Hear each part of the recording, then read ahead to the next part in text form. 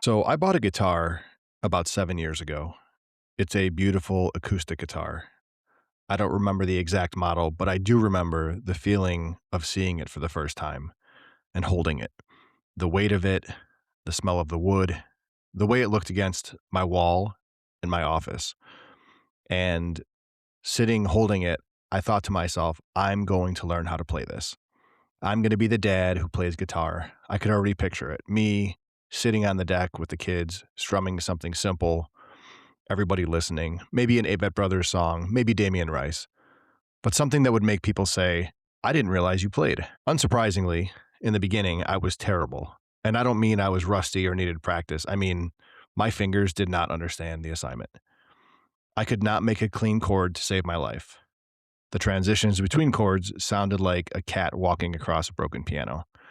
I watched YouTube tutorials, I took lessons, I downloaded apps, and I tried for weeks and weeks and weeks, and I never got meaningfully better. So I stopped. I put the guitar in the corner of my office where it collected dust for months, and then I quietly hung it on a wall as a reminder of something I tried but wasn't very good at. It was one more thing that I had abandoned because the gap between where I was and where I wanted to be felt embarrassing. And honestly, insurmountable. Here's the thing I've been thinking about lately. I didn't quit because I ran out of time. I quit because I couldn't tolerate being bad at something. I'm 47 years old. I have spent 20 years in a profession that rewards competence above almost anything else. My entire identity is built on being good at the things I do. And the experience of being genuinely, undeniably, laughably bad at something felt like a threat to that identity. And very frustrating.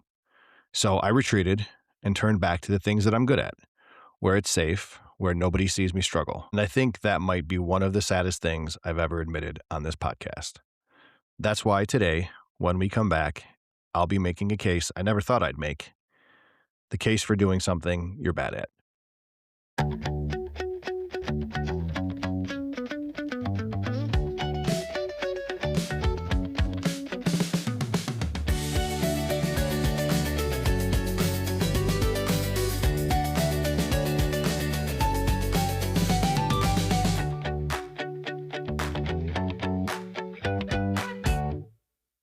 Welcome back to The Case For. I'm your host, Matt Campobasso. Today's episode is going to be a little different. It's shorter than usual, it's lighter than usual, and there's not going to be a single mention of a courtroom or a legal framework or a professional strategy anywhere in it. Well, other than there. This one is about joy, specifically the kind of joy that most adults have completely forgotten how to access. The joy of doing something badly on purpose with no plan to improve and no audience to perform for. Right now, we live in a culture that has turned every hobby into a hustle. You can't just run, you have to train for a race. You can't just cook, you have to post the result. You can't just draw or paint or write or sing or play an instrument without someone asking if you're going to do something with it. Monetize it, master it, optimize it, start a YouTube channel. We have lost the ability to do something purely for the experience of doing it, especially if we're not good at it. So today I want to argue that doing something you're bad at and having no intention of getting good might just be one of the healthiest, most freeing things that an adult can do. And that the reason most of us don't is not the lack of time, it's ego. Let's talk about the evidence. Exhibit A. When did we stop being beginners? Think about children for a second. Watch a 5-year-old draw a picture. They don't care that it's bad. They're not comparing it to anybody else's picture. They're not worried about technique or composition. They're drawing because it feels good. Because the crayon on the paper is satisfying. Because the act of creating something, even something that is objectively terrible, lights up something in their brain that has nothing to do with the result. My 7-year-old daughter does this constantly. She sings at full volume, gets the words wrong. She dances without rhythm. She draws pictures that are, and I say this with all of the love in the world, not great. And she is radiantly, completely, unselfconsciously happy while she's doing it. She's not performing. She's not optimizing. She's just experiencing. Now, think about the last time you did something as an adult where you had absolutely no skill, no talent, and no expectation of improvement. When was that? For most people, the answer is years ago, or maybe never, because somewhere between childhood and adulthood, we made an unspoken agreement with ourselves. I'm only going to do things that I'm good at. I will only be seen doing things that I'm competent at, and I will never put myself in a position where someone might see me struggle. We became curators of our own competence, and in doing so, we shut the door on one of the purest forms of human experience, the beginner's joy of just doing a thing for the sake of doing it. Exhibit B, the ego tax.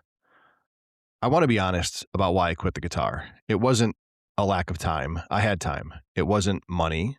I could have paid for 5 lessons a week, and the guitar had already been bought.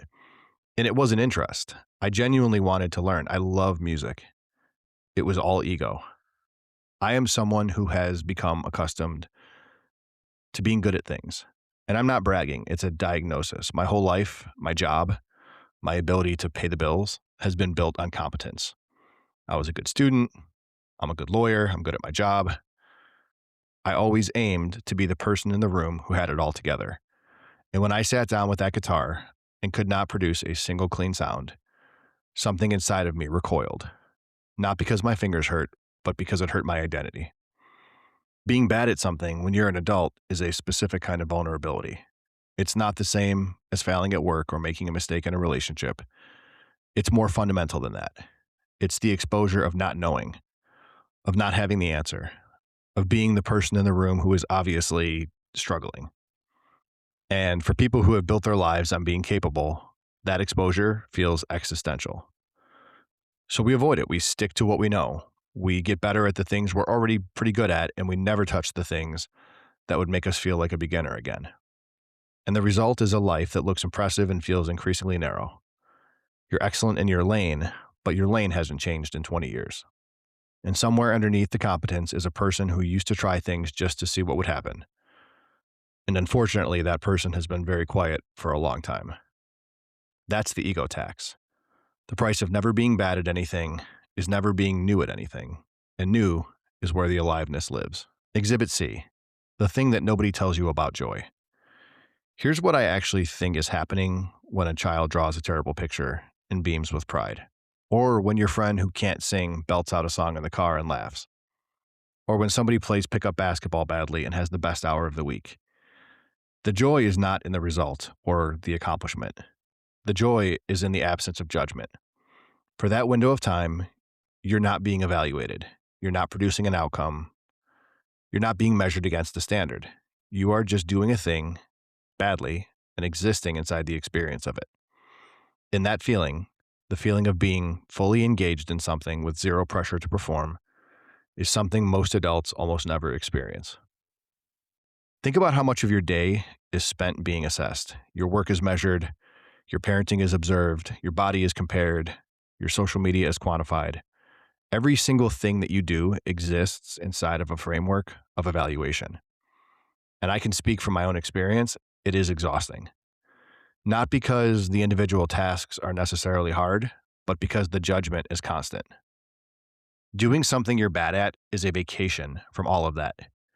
It's the one place where the stakes are zero and the only metric is, am I having fun? That's it. Not am I improving? Not is this worth my time? Not what will people think? Just is this fun? And when the answer is yes and you're terrible and nobody cares, that unlocks something. Something that has been clenched for years relaxes. And you remember what it felt like just to be a person doing a thing before the world taught you that everything has to count. Exhibit D, the case for the guitar hanging on the wall. I want to end with the guitar because I think the guitar is the foundation of this whole episode. I hung it on the wall because I decided I couldn't play. And by couldn't play, I meant couldn't play well. I had set a standard, the deck, the Damien Rice song, the dad who plays guitar. And when I couldn't meet it, I interpreted that as a failure. But here's the question I never stopped to ask myself. What if I just played badly in my office with the door closed? Not to learn a song, not to perform for anyone, not to become anything, just to sit with a guitar and make sounds and feel what it felt like. What if the point of the guitar was never to be good at the guitar? What if the point was the 20 minutes of being a beginner every day, of doing something that has nothing to do with my career or my responsibilities or my identity or my competence, of being bad at a thing and still doing it because the act itself, the fingers on the strings, the focus required, the complete absence of an inbox or a deadline or a notification, that was the whole gift.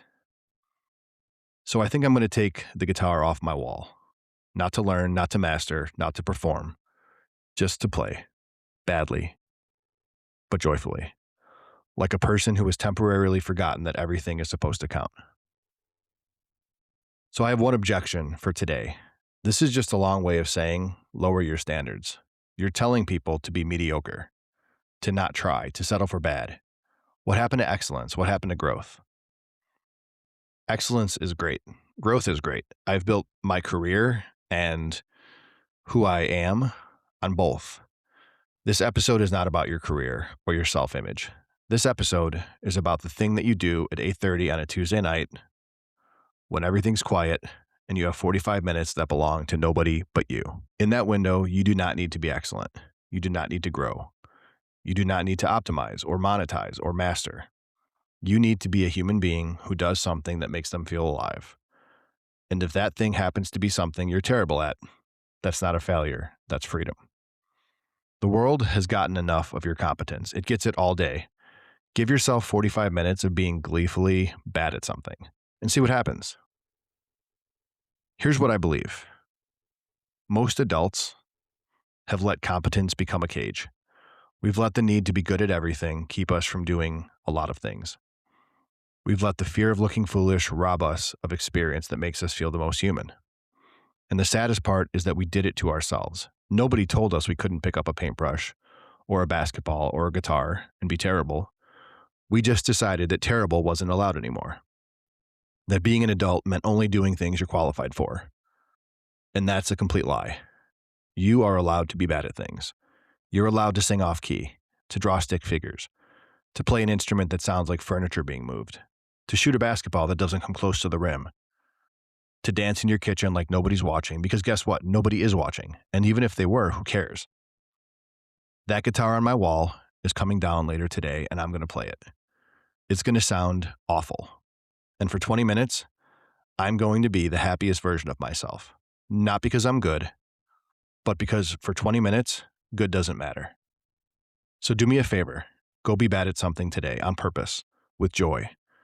I think it might be the most alive you'll feel all week. Before we wrap up, I have 2 micro tools for you. First, pick the thing. I would imagine deep down you already know what it is. The thing you've thought about trying, the thing you started and quit, the thing you've been curious about but haven't touched because you're afraid of being bad. Painting, guitar, basketball, cooking, poetry, whatever it is, do it this week for 20 minutes or 30 minutes. And do it with zero intention of being good. The only rule is no audience. This is for you. Second, don't tell anybody. Don't post about it. Don't mention it at dinner. Don't turn it into a goal or a resolution or a content strategy. This is not performance. Just do it for yourself, quietly and badly, but joyfully. Let it be the one thing in your life that exists purely for the experience of doing it. No outcome, no likes, no optimization, just you and that thing. That's the whole point. So that's the case for today. It might be the shortest episode I've ever done, but it also might be my favorite. If you've got a guitar in a closet or on a wall, or a paintbrush in a drawer, or a basketball gathering dust in the garage, go grab it. Be terrible, but enjoy it. And if you want, break that second rule and tell me about it. Post with hashtag the case for and let me know. What's the one thing you're going to let yourself be bad at this week? Thanks for tuning in. And don't forget, whatever your case is, don't be afraid to build it and carry it out into the real world.